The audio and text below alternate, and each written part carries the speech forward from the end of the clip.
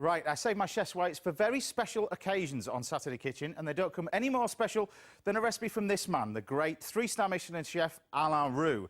He turned up with his dad in tow, Michel Roux Senior, and we knew we were in for a treat. Have a look at this.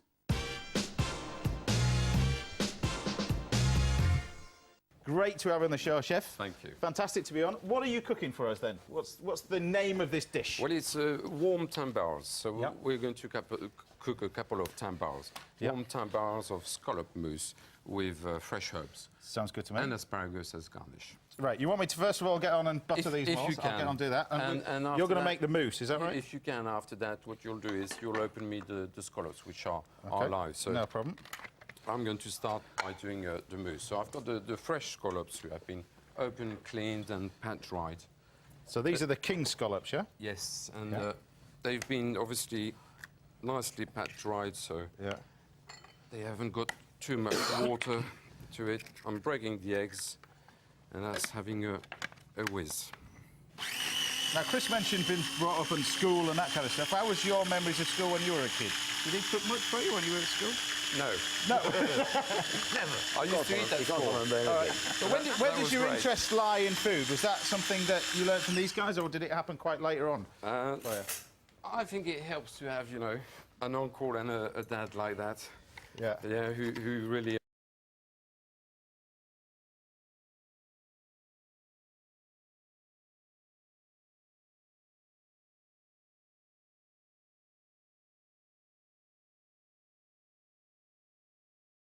their food and yeah, Dad used to cook now and again at home. So now we're going to know the truth. It does. It does help. Yeah. So I'm putting a pinch of cayenne pepper in there. A little salt as well. Yeah. And double cream. So how many king scallops is that? That's about 5 king scallops. So there's about 5. Obviously, you can go up to 6, 7, or 8 if they're really small. Yeah. Okay. That's going to whisk for another minute. Yeah. That's just cayenne pepper you put in there, right? Yes. I mean, you could use a white pepper or black pepper if you don't really fancy the spiciness of the pepper of the cayenne. But we think it does give, you know, a bit of kick to it. Now, in terms of your formal training, when did all that start then? Well, that started only about 5 years ago. I was 16. Yes. So, no, I started about 16 years old. Yeah. And, yeah, it was in the pastry shop. Yeah. Doing classical desserts and pastry in Paris, in the 7th arrondissement. That was a great time. I did that for 2 years. Yeah. And after that, moved into cooking in restaurants. And the rest, we say, is history, because you took over the waterside. When did you take that over? Well, I joined nearly 20 years ago. Yeah. And the last 8 years, Dad stopped cooking. Yeah. So that's really... I had to stop cooking. That's really when things, the 2 of us were money in the kitchen. Started to be a bit serious for me.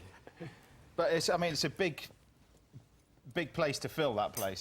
It is, but it's not as much stress than being here. No, I have to say, I'm really pleased to be here, because not only you're great, you know, mate, you're a great chef, but you know, my dream was to become a millionaire. And yeah. So I think I've got more chance with Chris than with my dad. So here you are. Right. So what herbs we got in there now? I buttered these molds. They're nicely buttered, you know, with soft butter. Yeah. And I've got tarragon, parsley, and I mean you could use only one herb, or you could use even dill or chives. That would go well with it. Yeah. I know where you were this morning before we came. We were snipping those fresh herbs in the garden at the waterside. Ah, you see. Yeah. Yes, it's true that we have a small fresh herb garden, which is great. So that's in the inside. So you like them quite all carefully along. because we're going to tip these out. Is that? That's yes. okay? So it just needs to be pressed on the sides at the bottom. Yeah. We're putting a bit of the mixer in there. Yeah. Must be hard in front of your dad. Yes. So that's the mousse. And now I'm going to fill up the roasting tray.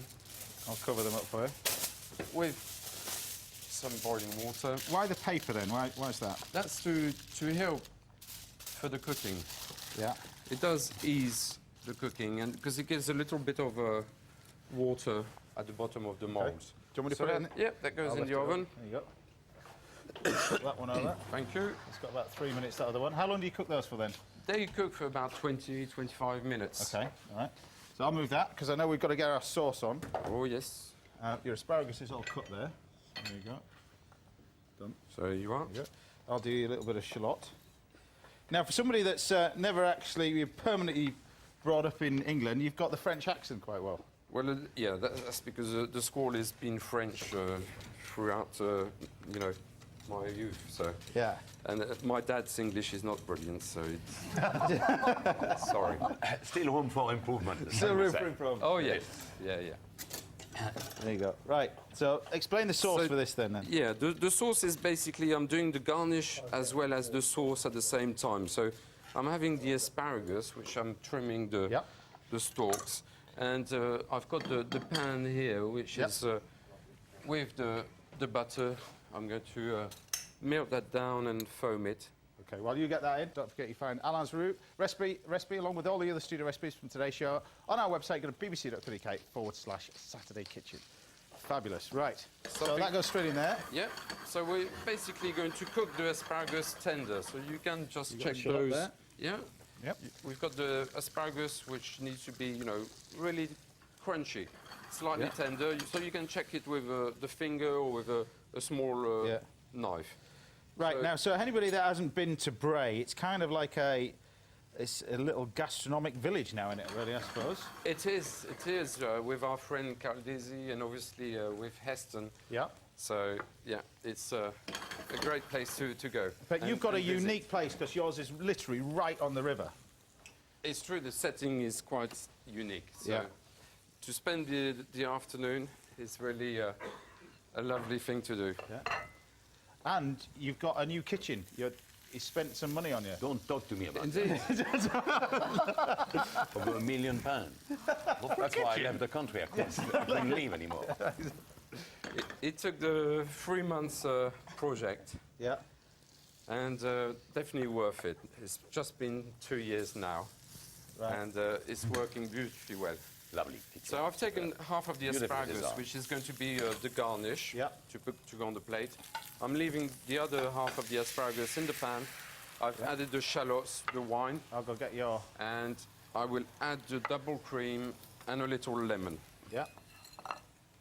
So once the timer goes off, is there any way of checking these to see whether they're ready, or...? Yes, the best thing to do is to use a small knife or a skewer.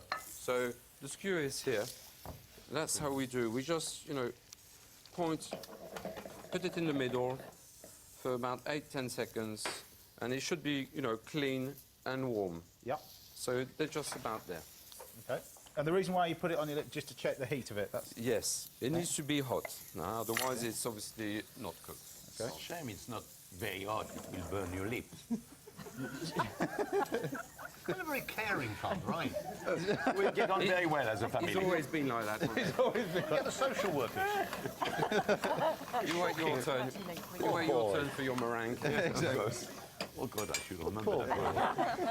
Right, so we take the sauce, and then you're just going to pass that, is that? And that's going to be passed through a fine sieve. The scallops, obviously, you're grilling them nicely, and we're going to do a nice crisscross on both sides if we can, but at least on the presentation side. Yeah. That obviously depends on how you like your scallops to be cooked. If you like them, you know, very moist, or if you prefer to be on the safe side and eat them. Oops. Oh. Ah, well, those things happen. All right, that's all right. I've been pressing obviously too hard. Those asparagus should Right, go your in dad's there. going to have to buy me a new sieve now. Sorry, James. You know, all that money you spent on the kitchen. That's all right. But I've got all new equipment at home, so That's all right. Right, so we've got our scallops. I'll lift these off. They're about there ready. And we're ready to plate. There Yeah. You've got your dish So- out there. the sauce obviously needs to be checked on the seasoning. I've got enough lemon in there. It needs a little salt. Yeah. And what we do is obviously we use a small knife, which was here. Knife, there you go. Thank you. There you go. Which just to ease the little dish, because the mousse, otherwise, sometimes they tend to stick. Okay. That just So it's super, super delicate. very delicate dish, very delicate, which is always nicer to have that way. Not too bad. Not too bad. Not too bad. It takes a long time, but it's not too bad. But everything which is good takes time, we know that. Exactly. The asparagus on. Asparagus around. It's great because it's banging season, that stuff at the moment. Oh, yes. And that's the cherry meringue, isn't it? Yeah.